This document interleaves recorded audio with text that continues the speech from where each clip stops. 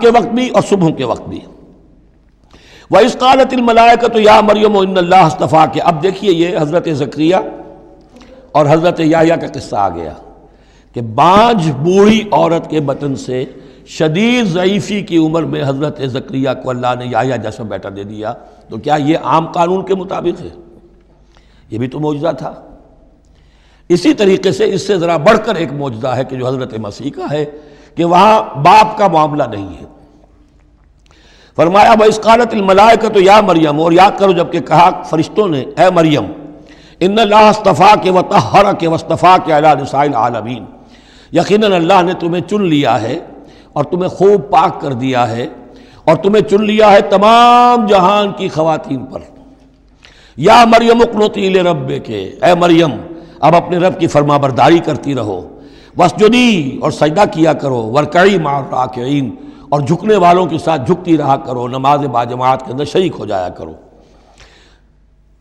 ذالک من انباء الغیب نوحی الیک، اور یہ غیب کی خبروں میں سے ہے جو اے محمد ہم آپ کو وحی کر رہے ہیں۔ وما کنت لدیہم، آپ تو ان کے پاس موجود نہیں تھے، اذ یلقون اقلامہم ایہم یکفل مریم، جبکہ وہ اپنے قلم پھینک رہے تھے یہ طے کرنے کے لیے کہ ان میں سے کون ہوگا کہ جو مریم کا کفیل ہوگا، کس کی تربیت میں زیر نگرانی، یعنی اور بھی وہاں پریسٹ تھے، کاہن اور بھی تھے، ان سب میں سے ہر ایک چاہتا تھا کہ یہ بچی جو ہے میری تحویل میں ہو، میں تربیت کروں، جسے اللہ کے نام پر جو ہے اس طرح وقف کر دیا گیا ہے۔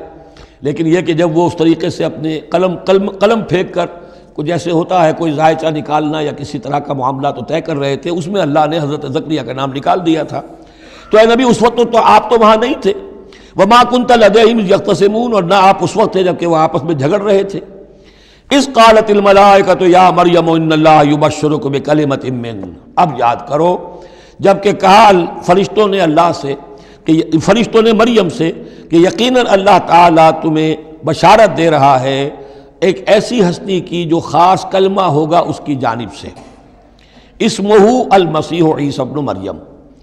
اس کا نام ہوگا المسیح عیسیٰ مریم کا بیٹا، وجیہاً فی الدنیا والآخرہ، باعزت ہوگا، مرتبے والا ہوگا دنیا میں بھی اور آخرت میں بھی، ومن المقربین، اور بہت ہی اللہ کے مقربین بارگاہ میں سے ہوگا، بہت مقرب، وَيُكَلِّمُ النَّاسُ فِي الْمَهْدِ وَكَهْلًا، اور وہ لوگوں سے گفتگو کرے گا گود میں بھی اور پوری عمر کا ہو کر بھی۔ کہولت 40 برس کے بعد آتی ہے، اور حضرت مسیح اٹھا لیے گئے، رفع سماوی ہوا 33 برس کی عمر میں، گویا کہ اس آیت کا تقاضا ابھی پورا نہیں ہوا ہے۔ اور اس سے اندازہ کر لیجیے اس کے کہنے کی ضرورت کیا تھی، پوری عمر کو پہنچ کر تو سبھی بولتے ہیں، اس کا اشارہ کیوں کیا گیا یہاں؟ اس لیے کہ ہمیں معلوم ہو جائے کہ حضرت مسیح پر ابھی موت واقع نہیں ہوئی ہے،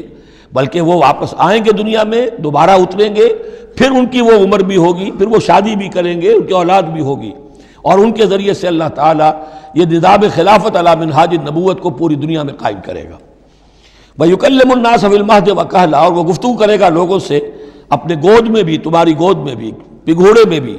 اور بڑی پوری عمر کا ہو کر بھی، وَمِنَ الصَّالِحِينَ، اور یقیناً وہ بھی بہت ہی ہمارے نیکوکار بندوں میں سے ہوگا۔ قالت رب انا یکون لی ولد، حضرت مریم سلام علیہا نے بھی وہی جو ہے بات واضح کی، اے اللہ میرے اولاد کیسے ہو جائے گی، یمسسنی بشر، مجھے تو کسی مرد نے ہاتھ تک نہیں لگایا۔ قال کذالک اللہ یخلق ما یشاء، فرمایا اسی طرح اللہ تعالیٰ تخلیق فرماتا ہے جو چاہتا ہے، اس کو ضرورت نہیں ہے۔ ٹھیک ہے عام ولادت انسانوں کی اسی طرح ہوتی ہے، باپ کا بھی حصہ ہے، ماں کا بھی حصہ ہے، لیکن یہ کہ اللہ تعالیٰ کے لیے کسی بھی شے کی ضرورت نہیں ہے، وہ محتاج نہیں ہے ان اسباب اور وسائل و ذرائع کا، اور جو چاہے کرتا ہے۔ قال کذالک اللہ یخلق ما یشاء اذا قضى امرا فانما يقول له كن فيكون، وہ تو جب کسی شے کا فیصلہ کر لیتا ہے تو بس وہ کہتا ہے ہو جا اور وہ ہو جاتی ہے۔ وَيُعَلِّمُهُ الْكِتَابَ وَالْحِكْمَةَ، اور وہ اللہ تعالیٰ اسے سکھائے گا کتاب بھی اور حکمت بھی، والتوراۃ والانجیل، اور تورات بھی اور انجیل بھی، وَرَسُولًا إِلَىٰ بَنِي إِسرائیل، اور وہ رسول بن کر آئیں گے اسرائیل کی طرف۔ اب یہ جو دو کنٹمپریریز ہیں ان کو نوٹ کر لیجئے کہ حضرت یحییٰ کے بارے میں نبیم من الصالحین پر آ کر بات ختم ہو گئی،